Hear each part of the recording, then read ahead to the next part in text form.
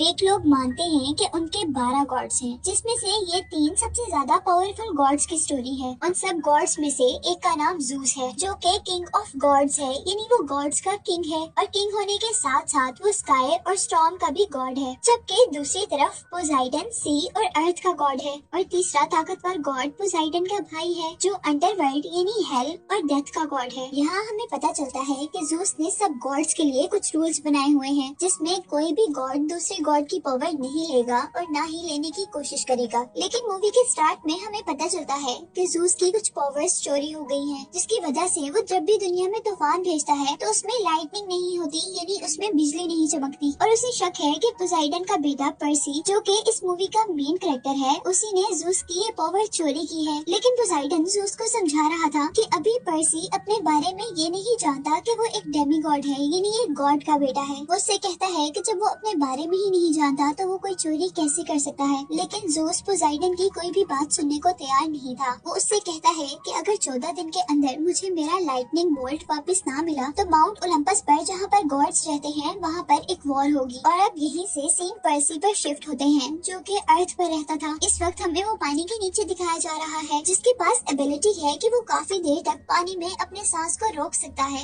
और साथ ही हमें ये भी पता चलता है कि पर्सी किसी बीमारी की वजह से इंग्लिश नहीं पढ़ सकता। अब हम पर्सी को एक ग्रीक म्यूजियम में देखते हैं, जहाँ उसे स्कूल की तरफ चलाया गया था। और वो ग्रीक ना जानने के बावजूद भी अपने प्रोफेसर के कहने पर बहुत आसानी से वहाँ पर ग्रीक पढ़ लेता है। और ये देखकर पर्सी की दूसरी टीचर काफी हैरान हुई थी और वो उसे अपने पीछे पीछे आने को कहती है, जहाँ पर वो उसे खाली रूम में ले आई थी। वहाँ जाने पर पर्सी बहुत ज्यादा हैरान था ये देखकर कि उसकी टीचर एक ऊंची जगह पर खड़ी हुई थी और अचानक वो एक अजीब क्रिएचर में चेंज होते हुए पर्सी पर अटैक कर देती है। वो पर्सी को मारते हुए उससे पूछ रही थी कि बताओ बोल्ट कहाँ है, जबकि पर्सी उस बारे में कुछ भी नहीं जानता था। और हमें पता चलता है कि इस क्रिएचर को जूस ने भेजा है, जिसका लाइटनिंग बोल्ट चोरी हो गया है। और अब जब वो क्रिएचर पर्सी को मार रही थी तो यहाँ पर पर्सी का फ्रेंड आता है, जो कि गॉड्स की तरफ से पर्सी का गार्ड था। पर्सी के उस गार्ड के साथ यहाँ पर प्रोफेसर भी आए थे और वो उससे पूछते हैं कि ये क्रिएचर तुम्हें क्या कह रही थी। और पर्सी उनको बताता है कि वो किसी बोल्ट के बारे में पूछ रही थी। और यहाँ प्रोफेसर जॉन कहते कि अब पर्सी की सच्चाई लोगों के सामने आ गई है कि असल में वो डेमी गॉड है, यानी वो एक गॉड का बेटा है। प्रोफेसर पर्सी के गार्ड से कहता है कि तुम पर्सी और पर्सी की मॉम को लेकर उस आइलैंड चले जाओ जो डेमी गॉड्स के लिए है। और अब वो गार्ड ऐसा ही कहता है और रास्ते में हम देखते हैं कि पर्सी की मॉम कार ड्राइव कर रही थी, जबकि उनकी कार के सामने एक क्रिएचर आने की वजह से उनकी कार आउट ऑफ कंट्रोल हो गई थी। उनकी कार का एक्सीडेंट हो जाता है और उनकी कार उलट जाती है, जिसमें से अब उनका बाहर निकलना मुश्किल हो रहा था। और तब पर्सी का गार्ड अपनी निचली बॉडी को एक एनिमल की बॉडी में चेंज करते हुए अपने फुट से कार की विंडोज तोड़कर वो लोग बाहर निकलते हैं। और अब वो लोग भागकर उस कैंप में आ जाते हैं, जो कई डेमी गॉड्स के लिए बनाया गया था। वहाँ आने पर पर्सी और उसका गार्ड तो इसीलिए उसके अंदर चले गए थे, लेकिन पर्सी की मॉम, जो कि एक इंसान थी, उनको उस कैंप के बाहर एक इनविजिबल शील्ड ने आने से रोक दिया था। पर्सी की मॉम उसके अंदर तो नहीं आ सकी थी, लेकिन बाहर से एक मॉन्स्टर ने उनको पकड़ लिया था। और अब अपनी मॉम को बचाने के लिए पर्सी और उसका गार्ड लड़ने का डिसाइड करते हैं। और अब पर्सी अपने प्रोफेसर का दिया हुआ एक पेन निकालता है, जिसको क्लिक करने पर वो स्वॉर्ड में चेंज हो गया था। लेकिन उसी दौरान उस मॉन्स्टर ने पर्सी की मॉम को जलाकर राख कर दिया था, जिसे देखकर पर्सी को बहुत ज्यादा गुस्सा आता है और वो अपनी तलवार से उस पर वार करता है। लेकिन वो मॉन्स्टर बहुत बड़ा था और वो एक ही वार में पर्सी को दूर फेंक देता है और खुद दोबारा उस पर अटैक करने के लिए टक्कर मारने वाले अंदाज में उसके करीब आता है। लेकिन पर्सी जल्दी से नीचे हो जाता है, जबकि ड्रैगन का एक हॉर्न ट्री के अंदर फंसकर टूट गया था। और इसी चीज का फायदा उठाते हुए पर्सी उसी ड्रैगन का हॉर्न निकाल कर ही उसे मार देता है।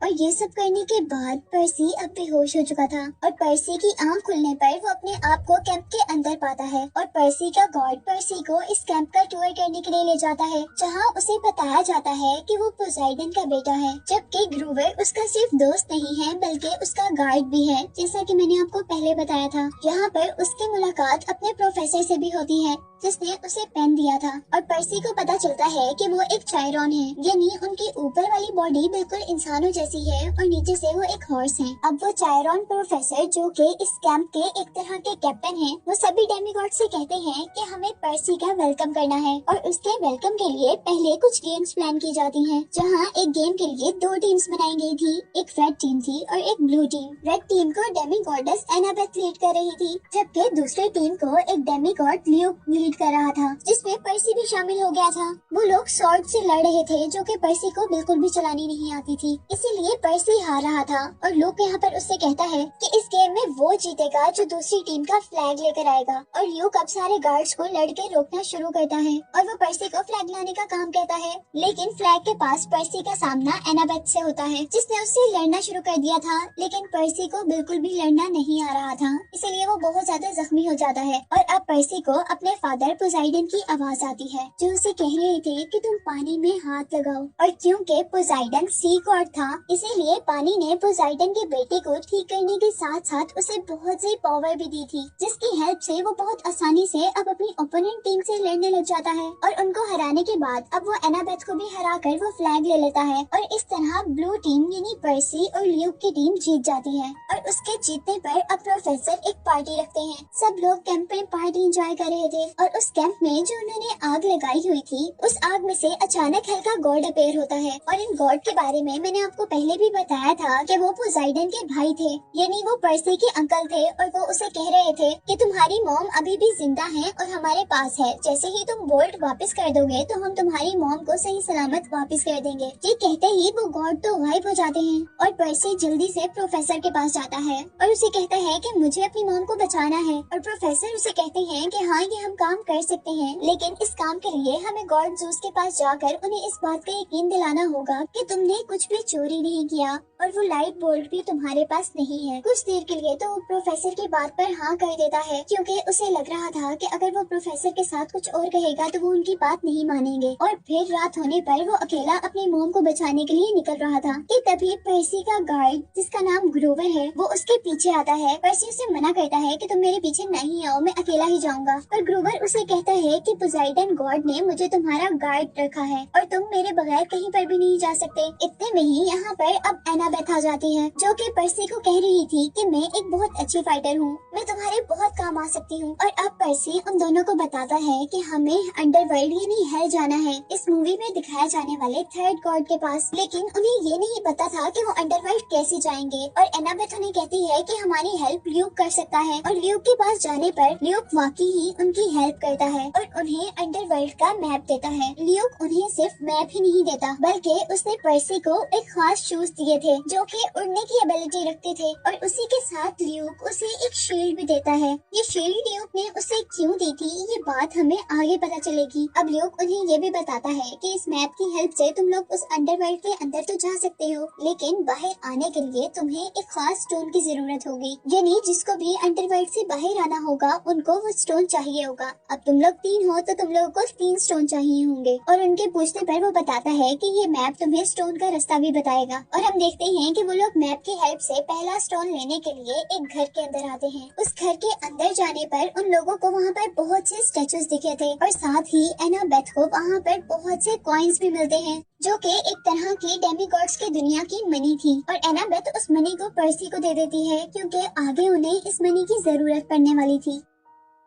और उसी दौरान अब एनाबेथ को एक औरत मिलती है, जो उसे बहुत रोते हुए बता रही थी कि उसके हस्बैंड को किसी ने स्टैचू बना दिया है। और यही दूसरी तरफ हम देखते हैं कि ग्रोवर जैसे ही स्टैचूज को देख रहा था, तो उसे ये बात समझ आई थी कि ये स्टैचू असल में इंसान है और वो एक स्नेक के सर वाली लड़की के असर के अंदर है, जो कि किसी की भी आंखों में देखकर उसे स्टैचू बना देती है। और अब हम देखते हैं कि ग्रोवर ये सारी बात पर्सी को बताता है, जबकि दूसरी तरफ वो लेडी एनाबेथ के पास आ गई थी और वो उसे बता रही थी कि मुझ पर ये चीज कर्स है और ये कर्स मुझे तुम्हारी मॉम ने ही दिया है, जो कि एक गॉड है। वो औरत एनाबेथ को भी स्टैचू बनाना चाह रही थी, लेकिन एनाबेथ आंखें ही नहीं खोलती, जबकि उसके पास खड़ी हुई औरत के आंखों में देखने पर वो उसे स्टैचू बना देती है। और अब यहाँ पर हम पर्सी को देखते हैं, जिसने उस स्नेक लेडी को डिस्ट्रैक्ट कर लिया था और उसका ध्यान एनाबेथ से हट गया था। और अब वो लेडी पर्सी को ही पकड़ लेती है, जिसकी हेल्प करने के लिए अब ग्रोवर और एनाबेथ दोनों वहाँ पर कार लेकर आते हैं और उन्हें कार से हिट करते हैं और मौका मिलते ही पर्सी अपनी पेन को सॉर्ड में चेंज करते हुए उस स्नेक लेडी को मार देता है और उसका सर काट कर अपने पास रख लेता है। और हम देखते हैं कि उसको मारते ही अब पहला स्टोन उन्हें उस लेडी के हाथ पर मिला था, जिसको लेने के बाद अब वो लोग दूसरे स्टोन की तरफ बढ़ रहे थे जो कि एक म्यूजियम में था। म्यूजियम में जाने पर वो लोग देखते हैं कि वो स्टोन एनाबेथ की मॉम के स्टैचू के अंदर है और उस म्यूजियम में उस स्टैचू के पास बहुत ज्यादा सिक्योरिटी है, इसीलिए अब वो डिसाइड करते हैं कि वो रात को आकर यहाँ से स्टोन ले लेंगे। और वो लोग ऐसा ही करते हैं। रात में वो लोग यहाँ पर आते हैं और एनाबेथ अपनी फाइटिंग पावर का यूज करते हुए वहाँ पर सारे गार्ड्स को बेहोश कर देती है, जबकि पर्सी ल्यूक के दिए हुए मैजिकल स्नीकर्स पहनकर उस स्टैचू के ऊपर चढ़ता है और दूसरा स्टोन भी ले लेता है। लेकिन उसके स्टोन लेते ही यहाँ पर 5 आदमी आए थे जो आपस में मिलकर उनके सामने ही एक वाटर क्रिएचर हाइड्रा के अंदर चेंज हो गए थे, जिस क्रिएचर के 5 सर थे। जिस तरह वो 5 आदमी थे और जैसे ही वो क्रिएचर पर्सी पर अटैक करती है तो पर्सी के हाथ से वो स्टोन नीचे गिर जाता है। और क्योंकि पर्सी साइड पर छुपा हुआ था और स्टोन दूसरी तरफ गिरा था, इसीलिए अब उसे स्टोन को लेने के लिए उन क्रिएचर्स के सामने से गुजरना था। और पर्सी अब उनसे लड़ते हुए आगे बढ़ता है और उस क्रिएचर के 5 सरों में से एक सर काट देता है। लेकिन एनाबेथ उसे कहती है कि ये तुमने बहुत गलत किया, क्योंकि अब उसके एक सर की जगह 2 और नए सर निकल आएंगे। और वाकई ही ऐसा हो भी गया था और साथ ही पर्सी को अपना स्टोन भी मिल गया था, जिसे वो उठा लेता है। और अब वो तीनों उस क्रिएचर के मुंह से निकलने वाली आग से बचते हुए गेट तक तो पहुंच गए थे, लेकिन उन क्रिएचर्स ने अपनी पावर से उस गेट को खुलने नहीं दिया था, जिस पर अब पर्सी का गार्ड ग्रूवर बहुत ही होशियारी से उस स्नेक वाली लेडी का सर जो उन्होंने काट कर अपने पास रख लिया था वो उन क्रिएचर्स के आगे कर देता है, जिससे वो सब लोग स्टैचू बन जाते हैं और वो लोग आराम से वहाँ से बाहर आ जाते हैं। अब उनके पास 2 स्टोन हो चुके थे और उन्हें एक स्टोन ढूंढकर अंडरवर्ल्ड जाना था अपनी सच्चाई प्रूफ करने के लिए, क्योंकि मूवी के स्टार्ट में हमें बताया गया था कि उनके पास सिर्फ 14 दिन थे, नहीं तो 14 दिन के बाद माउंट ओलंपस में गॉड्स की लड़ाई होने वाली थी, जिसमें से 9 दिन तो ऑलरेडी गुजर चुके थे। और यहाँ मैप से उन्हें पता चलता है कि तीसरा स्टोन उन्हें एक होटल से मिलेगा और ये होटल असल में एक होटल नहीं था, बल्कि ये होटल एक ट्रैप की तरह था, जहाँ पर जाते ही उन तीनों को कुछ केक्स खिलाए जाते हैं। और उन केक्स के खाने से वो लोग ये भूल गए थे कि वो लोग यहाँ क्या करने आए हैं, बल्कि वो यहाँ पर बाकी सब की तरह पार्टी करने लगे थे। और अब हम देखते हैं कि पार्टी करते करते पर्सी को पोसाइडन की यानी उसके फादर की आवाज आती है, जो उसे कह रहे थे कि तुम यहाँ जो करने आए थे वो करो। और उनकी बात से वो होश में आ जाता है और साथ ही वो अपने साथियों के पास जाकर उन्हें भी होश में लेकर आता है। और यहाँ पर वो तीसरा स्टोन भी ढूंढ लेते हैं और वो लोग जल्दी से यहाँ से बाहर निकलने की कोशिश करते हैं, पर उन्हें रास्ता नहीं मिलता, जिस पर ग्रूवर उस होटल के अंदर रखी हुई कार के अंदर बैठता है और अपने साथ पर्सी और एनाबेथ को भी बिठाकर उस होटल का दरवाजा तोड़ते हुए वहाँ से बाहर निकलता है। और बाहर आने पर उन्हें पता चला था कि उन्होंने अपने बचे हुए दिन भी वेस्ट कर दिए थे और अब उनके पास सिर्फ 12 घंटे थे पर्सी की मॉम को बचाने के लिए। और अब वो मैप की हेल्प से अंडरवर्ल्ड का रास्ता ढूंढते हुए एक केव तक पहुंचते हैं। उस केव के बाहर कुछ लिखा हुआ था जो कि डिकोड करने पर ग्रीक लैंग्वेज थी और पर्सी ने डेमीगॉड होने की वजह से वो पढ़ ली थी, जिसके बाद वहाँ मड में से एक केव का दरवाजा खुला था और वो उसके अंदर चले गए थे, जहाँ हेल के दरवाजे पर उन्हें एक आदमी मिलता है जो उन्हें बता रहा था कि हेल के अंदर तुम लोग महीने के बाद ही जा सकते हो। और इस पर पर्सी उसे वो पैसे देता है जो एनाबेथ ने पहले घर से उठाकर पर्सी को दिए थे, जिन पैसों को लेने पर वो आदमी एक हवाई बोट में उन सबको बिठाकर अंडरवर्ल्ड के गॉड अंडरवर्ल्ड यानी हेल के गॉड के पास पहुंचा देता है। अब उस गॉड के घर के अंदर आने पर वहाँ डॉग जैसी अजीब क्रिएचर उनको घेर लेती हैं, जो उन्हें और अंदर आने से रोक रही थी कि तभी उस गॉड की वाइफ यहाँ पर आती है, जो कि खुद भी एक गॉड थी। अंडरवर्ल्ड के गॉड के पास पहुँचने पर पर्सी उससे पूछता है कि मेरी मॉम कहाँ है, जिसके जवाब में वो कहता है कि पहले तुम लाइटिंग बोल्ट का हमें बताओगे, पर वो बताता है कि वो उसके पास नहीं है। और इस बात पर वो गॉड एक बॉल को वहाँ पर फेंकता है जिसमें से पर्सी की मॉम निकली थी। पर्सी अपनी हर चीज को जमीन पर गिराता हुआ अपनी मॉम के गले लग गया था। यहाँ पर वो शील्ड जो कि ल्यूकस ने उसे दी थी वो शील्ड चमकने लगी थी और उसके चमकने से अंडरवर्ल्ड के गॉड को पता चला था कि लाइटनिंग बोल्ट उस शील्ड के अंदर है। और क्योंकि अब फिलहाल शील्ड पर्सी के पास नजर आ रही थी, इसीलिए उसे लग रहा था कि पर्सी ने ही शील्ड चुराई है। पर्सी उसे बताता है कि ये शील्ड उसकी नहीं है, पर कोई भी उसकी बात नहीं सुनता और उसके झूठ बोलने पर अब अंडरवर्ल्ड का गॉड उनके पीछे वाले दरवाजे को खोल देता है, जो कि हेल का दरवाजा था। और वो हेल उन सब लोगों को अपनी तरफ खींच रही थी। उन लोगों की बात नहीं सुनी जा रही थी कि तभी हम देखते हैं कि उस गॉड की वाइफ ही उस गॉड के हाथ से वो लाइटनिंग बोल्ट लेकर उसे दूर गिराती है। और पर्सी जैसे ही उससे पूछता है कि आपने हमारी हेल्प क्यों की, तो वो बताती है कि ये गॉड अच्छा नहीं है और उसे जबरदस्ती अंडरवर्ल्ड में रोका गया है, और अगर उसे ये बोल्ट मिल जाता तो वो दुनिया में तबाही फैला देता। वो गॉडेस उससे कहती है कि आप लोग जल्दी से यहाँ से चले जाएं। लेकिन जैसा हमें पहले पता है कि अंडरवर्ल्ड के अंदर आने का तो रास्ता था, लेकिन बाहर जाने के लिए उन्हें कुछ खास स्टोन्स की जरूरत होती है, और अब उनके पास 3 स्टोन थे जबकि वो लोग 4 थे, क्योंकि अब उनके साथ पर्सी की मॉम भी थी। वो गॉडेस पर्सी के गार्ड ग्रूवर को अपने पास रोक लेती है और अब उन स्टोन्स का यूज करते हुए वो अंडरवर्ल्ड से निकलते हुए एक खास बिल्डिंग तक आते हैं, जहाँ से उन्हें ओलंपस यानी गॉड की दुनिया में जाने का रास्ता मिलना था। और यहाँ पर उन्हें ल्यूक मिलता है, जिसके बारे में हमें पता चल गया था कि असल में लाइटनिंग बोल्ट पर्सी ने नहीं बल्कि ल्यूक ने चुराया था। और पर्सी उससे पूछता है कि तुमने ऐसा क्यों किया था और वो लाइटनिंग बोल्ट मुझे क्यों दिया था। और ल्यूक इस बात का उसे जवाब देता है कि असल में वो गॉड्स की ताकतों से तंग आ गया है, इसीलिए उसने उनका लाइटनिंग बोल्ट चुरा लिया है ताकि गॉड्स के दरमियान में वॉर हो और वो सारे मर जाएं,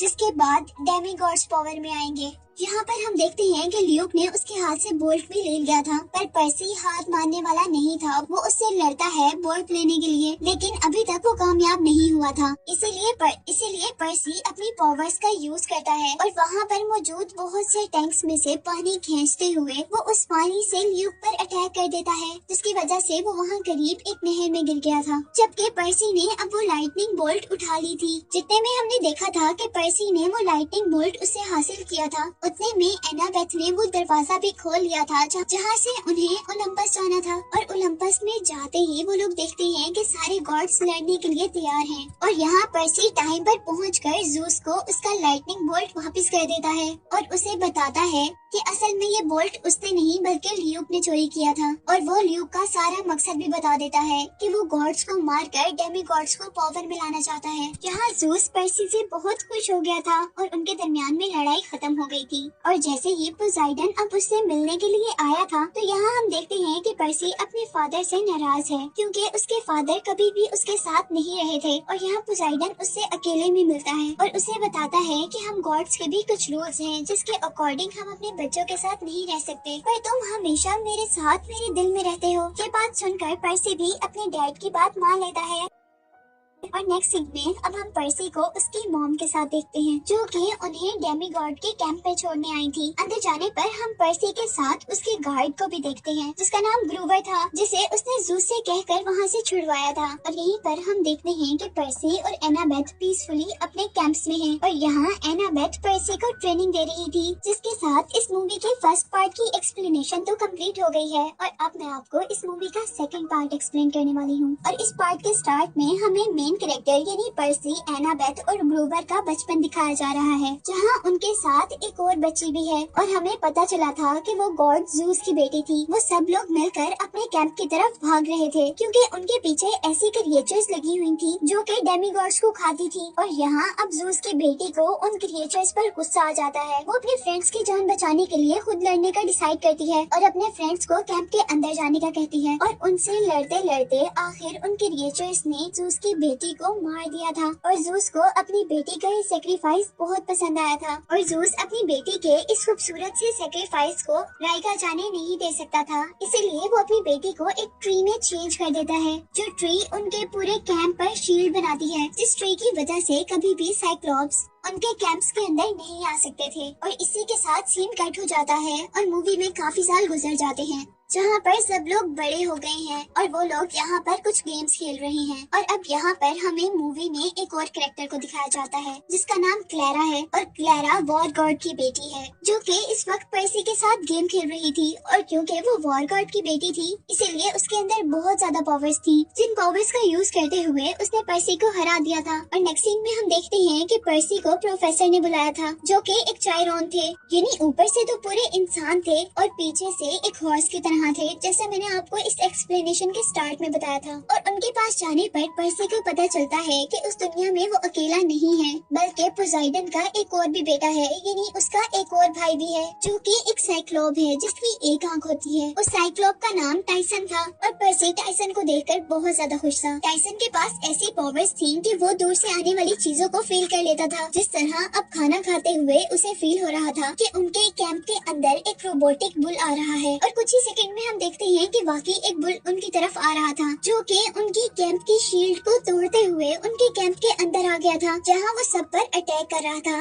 लेकिन क्लेरा, जो बहुत ज्यादा पावरफुल थी, अब वो उससे लड़ने के लिए आगे बढ़ी थी, लेकिन वो बुल उससे भी ज्यादा पावरफुल था और वो अपने मुंह से आग भी निकाल सकता था। इसीलिए वो क्लेरा को अपने ऊपर से पीछे गिराते हुए पर्सी पर अब अपने मुंह से फायर करने वाला था। और तभी पर्सी अपने प्रोफेसर का दिया हुआ पेन, जिसके चलाने में वो एक स्वॉर्ड में चेंज हो जाता है, उसके मुंह में डाल देता है और वो पेन उस बुल के अंदर जाकर स्वॉर्ड में चेंज हो गया था, जिसकी वजह से वो बुल पूरा का पूरा टूट गया था। और अब उसके मरते ही यहाँ पर ल्यूक आता है, जिसे देखकर पर्सी बहुत ज्यादा हैरान था, क्योंकि उसने पहले ल्यूक को मार दिया था। वो उससे पूछता है कि तुम तो मर गए थे। इस बात का तो वो पर्सी को कोई जवाब नहीं देता, लेकिन पर्सी से कहता है कि क्या तुम अभी भी मेरे मकसद में मेरी हेल्प करोगे? यानी वो अभी भी गॉड्स को हराकर डेमी गॉड्स को पावर में लाना चाहता था। वो कहता है कि अब मेरा साथ बहुत से डेमी गॉड्स भी दे रहे हैं, और साथ ही वो उससे पूछता है कि तुम्हें उस बात के बारे में तो पता होगा ना, जिसके बारे में प्रोफेसीज यानी पेशेंट गोई हुई भी है। और ये बात पर्सी को कंफ्यूज कर देती है कि ऐसी कौन सी बात है जो वो नहीं जानता। और ये कहते ही ल्यूकस तो वहाँ से गायब हो गया था। और अब उनके जाते ही यहाँ पर सारे कैंप के लोग आ गए थे। वो लोग उस ट्री के पास खड़े थे, जो ट्री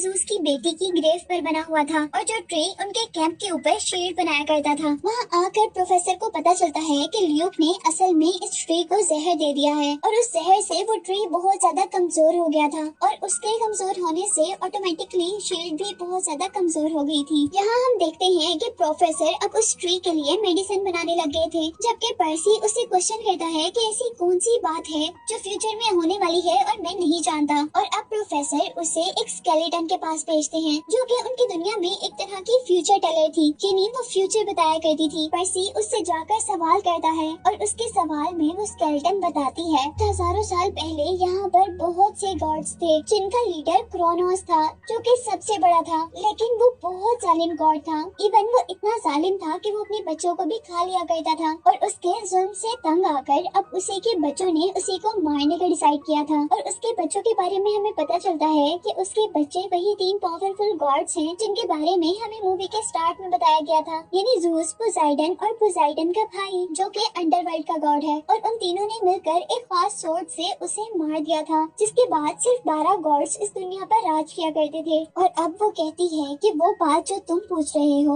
वो ये है कि क्रोनोस अब दोबारा वापस आएगा, जो ओलंपस यानी गॉड्स की दुनिया और दूसरी दुनिया से अपना बदला लेगा, जिसे अब ओलंपस में रहने वाले गॉड्स के बच्चे मारेंगे। लेकिन क्रोनोस को मारने से पहले उन गॉड्स के बच्चों यानी डेमी गॉड्स को आपस में भी लड़ना पड़ेगा। और वो कहती है कि जो जीत जाएगा वही क्रोनोस को हराएगा, और अगर वो डेमी गॉड अच्छा हुआ तो क्रोनोस को हराने के बाद वो इस दुनिया को आबाद कर देगा। लेकिन अगर वो डेमी गॉड बुरा हुआ तो क्रोनोस को हराने के बाद वो इस दुनिया को बर्बाद कर देगा। ये बात सुनकर पर्सी 1 मिनट के लिए डर गया था, क्योंकि उसे लग रहा था कि अब उसे ल्यूक से लड़ना पड़ेगा। और उसे साथ ही साथ ये भी पता चलता है कि उन बातों से शायद ल्यूक पर्सी को लड़ने की ही धमकी दे रहा था। और दूसरी तरफ अब हम एनाबेथ और ग्रोवर को देखते हैं, जो कि प्रोफेसर के पास जूस की बेटी को ठीक करने का एक तरीका ढूंढ कर लाए थे। वो उन्हें एक फ्लीस दिखाते हैं, जिसको जैसे ही वो उस ट्री के ऊपर डालेंगे तो जूस बिल्कुल ठीक हो जाएगी, और उनकी सिक्योरिटी शील्ड भी दोबारा पहले की तरह पावरफुल हो जाएगी, जिसमें हर डेमी गॉड सेफ रहेगा। और इस बात पर उनके कैंप के लीडर उन्हें कहते हैं कि इस चादर के बारे में मैं भी जानता था, लेकिन ये चादर सी के अंदर बरमूडा ट्रायंगल के दरमियान में है, और इसे निकालना खतरे से खाली नहीं होगा। और यहाँ पर किसी न किसी तरह एनाबेथ उसे मना लेती है। वो लोग रात में सभी डेमी गॉड्स को इकट्ठा करते हैं, और उनके सामने वो एनाबेथ का नाम नहीं लेते, बल्कि एनाबेथ की हुई रिसर्च को अपने नाम से पेश करते हुए बताते हैं कि उन्होंने डेमी गॉड्स की सिक्योरिटी को बेहतर बनाने के लिए एक तरीका ढूंढ लिया है, जिसके लिए उन्हें एक चादर की जरूरत है जो कि हमें बरमूडा ट्रायंगल के पास से लेकर आनी है। और वो सबको बता रहे थे कि उस चादर की प्रोटेक्शन एक साइक्लॉप करता है और हमें उस साइक्लॉप से वो चादर लेकर आनी है। जहाँ हमें बताया जा रहा था कि साइक्लॉप ऐसे क्रिएचर्स को खाते थे जो कि डेमीगॉड्स की हिफाजत किया करते थे, जिस तरह ग्रूवर। और अब वो साइक्लॉप से लड़ने के लिए वॉर गॉड की बेटी क्लैरा को चुनते हैं और उसी के साथ ग्रूवर की तरह के एक और आदमी को, जिनको साइक्लॉप खाया करते हैं। और वो आदमी एज अ ट्रैप उनके साथ जाएगा। क्लैरा का नाम सुनकर एनाबेथ का चेहरा एक मिनट के लिए उतर जाता है, लेकिन ग्रूवर यहाँ पर बहुत ज्यादा खुश था कि वो बच गया, क्योंकि वर्स्ट कंडीशन में ऐसा भी हो सकता था कि साइक्लॉप उसे ही खा लेता। और अब असल में उनके ट्राइब की तरफ से तो क्लैरा और दूसरे आदमी को वो चादर लेने के लिए भेजा जा रहा था। लेकिन यहाँ पर हम पर्सी और एनाबेथ को भी देखते हैं, जो कि ग्रूवर को अपने साथ चलने पर मना रहे थे। वो उन्हें बता रहे थे कि उनका उस चादर को लाना कितना जरूरी था। और आखिर ग्रूवर भी मान जाता है और वो लोग आगे बढ़ते हैं, जहाँ हम देखते हैं कि अब टाइसन, जो कि पर्सी का भाई है, वो भी उनके साथ मिलने के लिए आ गया था। पर एनाबेथ उसे साथ लेकर जाने के लिए तैयार नहीं थी, क्योंकि पर्सी का भाई एक साइक्लॉप था जिन्होंने उसकी फ्रेंड को मारा था। लेकिन फिर वो सोचती है, क्योंकि पर्सी का भाई यानी टाइसन भी एक साइक्लॉप है और हमें जिससे वो चादर लेनी है वो भी एक साइक्लॉप है, तो जरूर टाइसन हमारे काम आ सकता है। इसीलिए वो मान जाती है और कुछ देर के लिए उस पर अपना मैजिकल स्प्रे करते हुए उसे 2 आंखें दे देती है। और वो लोग अब अपने कैंप से बाहर निकलने के लिए एक टैक्सी बुलाते हैं। ये टैक्सी जादुई दुनिया की टैक्सी थी, जिन्हें 3 बहनें चलाया करती थी। कार में बैठने पर अब वो लोग काफी खुश थे, लेकिन डर उन्हें वहाँ पर लगता है जब उनको पता चलता है कि उन तीनों बहनों के पास तो आंखें ही नहीं है, बल्कि सिर्फ एक आंख है, जिसको एक वक्त में सिर्फ एक ही बहन लगाकर देख सकती है। जिस बात से वो काफी ज्यादा डर गए थे। और अब कुछ कहते हुए हम देखते हैं कि उनकी वो आंख आकर पर्सी के हाथ पर गिर जाती है। वो बहनें उन चारों को लेकर वॉशिंगटन तक आ गई थी, लेकिन उन्हें यहाँ आकर पता चला था कि उन चारों के पास अब ज्यादा पैसे नहीं है, इसीलिए वो वहीं पर उन्हें छोड़ देती हैं। और इसके बाद अब उन लोगों को पैदल ही सफर करना था, जहाँ पर हम देखते हैं कि ल्यूक और उसके साथी डेमीगॉड्स उन सब पर अटैक कर देते हैं। और यहाँ उन सबको डिस्ट्रैक्ट करते हुए ल्यूक के आदमी ग्रूवर को अपने साथ ले गए थे, क्योंकि ल्यूक उस साइक्लॉप को, जिसके पास वो चादर है, उसे ग्रूवर को देकर उसके बदले में वो चादर लेना चाहता था। और यहाँ पर वो लोग हेल्पलेस फील कर रहे थे, इसीलिए वो एक खास आदमी के पास जाते हैं, जो कि पैसों के बदले डेमीगॉड्स की चीजें गॉड्स की दुनिया में भेजा करता था। उसके पास आकर पर्सी उस आदमी को ल्यूक का सारा प्लान बताता है और उससे रिक्वेस्ट करता है कि अगर वो ल्यूक की लोकेशन उन्हें ढूंढ दे तो वो लोग अपने फ्रेंड को बचाने के साथ साथ यहाँ सब लोगों को भी बचा लेंगे। और आखिर वो आदमी उन्हें ल्यूक की लोकेशन भी बता देता है और साथ ही उन्हें कुछ गैजेट्स भी देता है, जिसमें उसने पर्सी को एक ऐसी टेप दी थी जिसको अगर वो किसी चीज पर लगाता तो वो चीज गायब हो जाती। जबकि दूसरी तरफ उस आदमी ने एनाबेथ को एक स्प्रे दिया था, जिस स्प्रे को खोलने पर उसमें से बहुत प्रेशर से हवा निकलने वाली थी। उन लोगों को उस वक्त तो वो गैजेट्स बहुत ज्यादा अजीब और नकारा लग रहे थे, लेकिन फिर भी वो उन गैजेट्स को अपने पास रखते हुए उसे थैंक यू करते हुए आगे बढ़ते हैं, क्योंकि उन्हें उस जगह से ल्यूक को पकड़ना था जो लोकेशन उन्हें उस आदमी ने बताई थी। लेकिन यहाँ वो अब भी लेट हो गए थे, क्योंकि ल्यूक एक बहरी जहाज में वहाँ से दूर चला गया था। अब टाइसन वक्त जाया किए बगैर जल्दी से पानी में उतरता है और पानी से बातें करते हुए वो अपने फादर पोसाइडन से हेल्प मांगता है। और पोसाइडन वहाँ पर उनके लिए एक सी हॉर्स भेजता है, जिस पर बैठकर वो लोग ल्यूक की शिप तक पहुँच गए थे।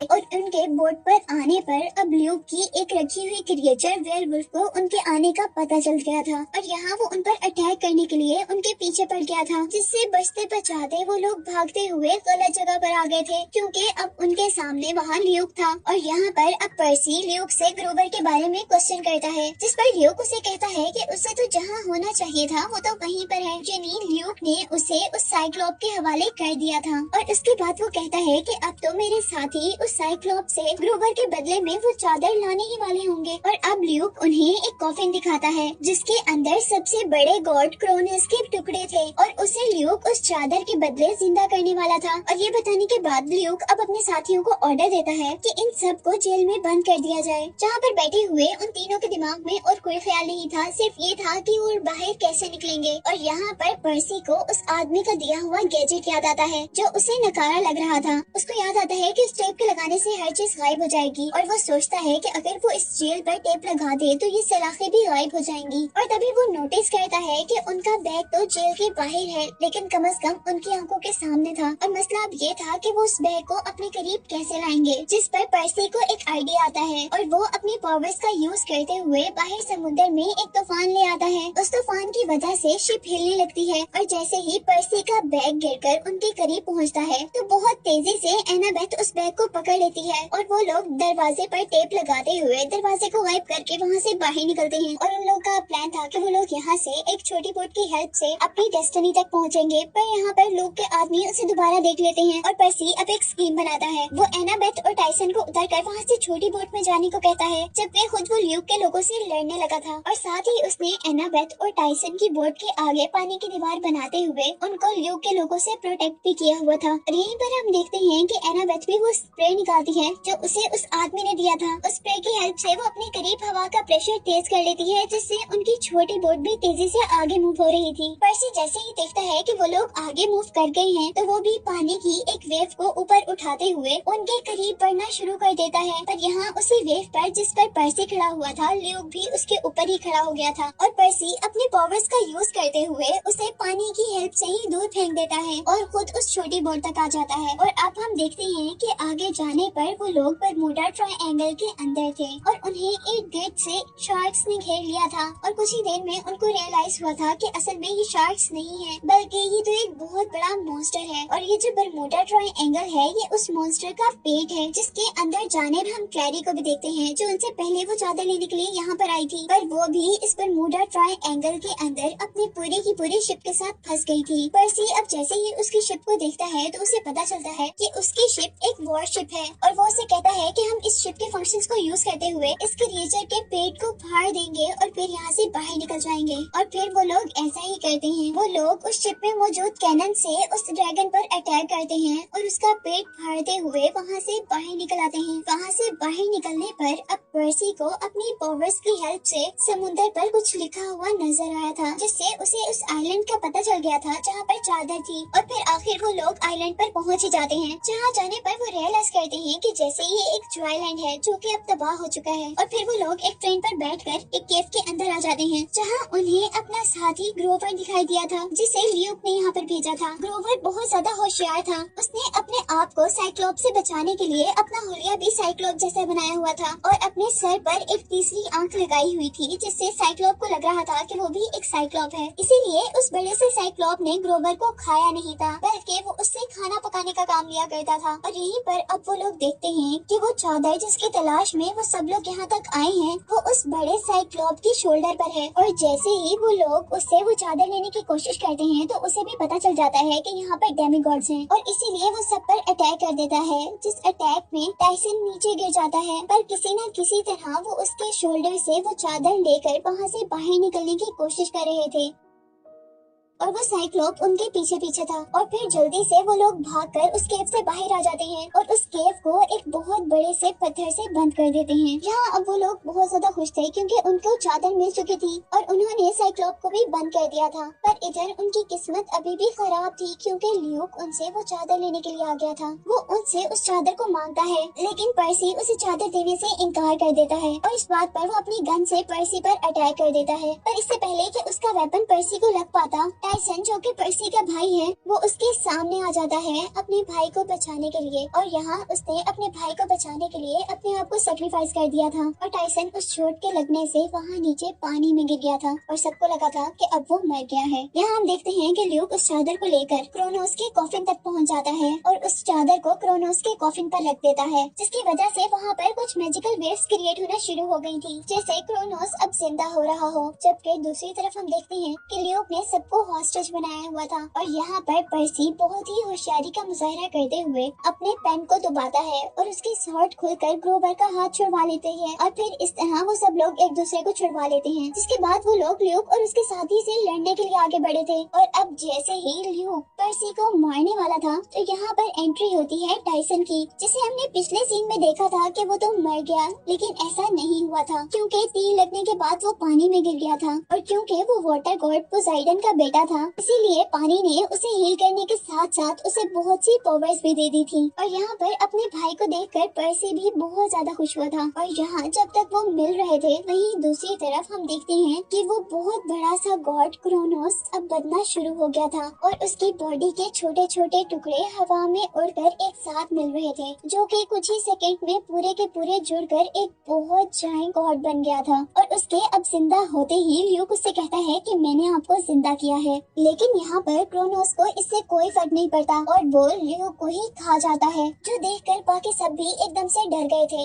और यहाँ वो आगे बढ़कर सब पर अटैक करने लगा था। वो अपने बड़े से पाँव को सबको कुचलने वाला था, पर पर्सी बहुत ही होशियारी से उसके पाँव के नीचे से निकल जाता है, जबकि दूसरी तरफ क्रोनोस ने ग्रोवर को उठाकर खा लिया था। और यहाँ पर्सी अपनी स्वॉर्ड को ओपन करता है और उससे उसके पाँव पर अटैक करता है, जिससे उसका पाँव कट जाता है। और इस तरह उसके पाँव का हिस्सा लाइट में चेंज होता हुआ उसी कॉफिन में वापस जा रहा, जिस कॉफिन से वो निकला था। और यहाँ पर्सी को समझ आ गया था कि उसके पास जो स्वॉर्ड है वो कोई आम स्वॉर्ड नहीं है, बल्कि उसके फादर पोसाइडन ने भी पहले इसी स्वॉर्ड से क्रोनोस को मारा था। और यहाँ हम देखते हैं कि क्रोनोस भी उसके हाथ में ये स्वॉर्ड देखकर डर गया था और वो पर्सी पर जोर जोर से अटैक करने लगता है। लेकिन पर्सी भी हार नहीं मानता और वो इधर उधर से कभी उसका हाथ काटता है, कभी उसके बॉडी के दूसरे पार्ट्स पर अटैक करता है और आखिर फिर वो हिम्मत दिखाते हुए एक जंप करता है और क्रोनोस की बॉडी को दरमियान से काटता हुआ उसे दो पार्ट्स में डिवाइड कर देता है, जिससे अब क्रोनोस पूरा का पूरा खत्म हो गया था और रोशनी में चेंज होते हुए वापस अपने कॉफिन में बंद हो गया था। और यहाँ उसके कैद होते ही हम देखते हैं कि ग्रोवर और ल्यूक, जिसे इस मॉन्स्टर ने खाया था, वो दोनों बाहर गिर गए थे। और यही दूसरी तरफ जिस साइक्लॉप से उन्होंने वो चादर ली थी, वो साइक्लॉप भी अपने आप को छुड़वा कर उस केव में से बाहर निकल आया था। और हम देखते हैं कि ल्यूक जहाँ पर गिरा था वो बिल्कुल साइक्लॉप के सामने गिरा था।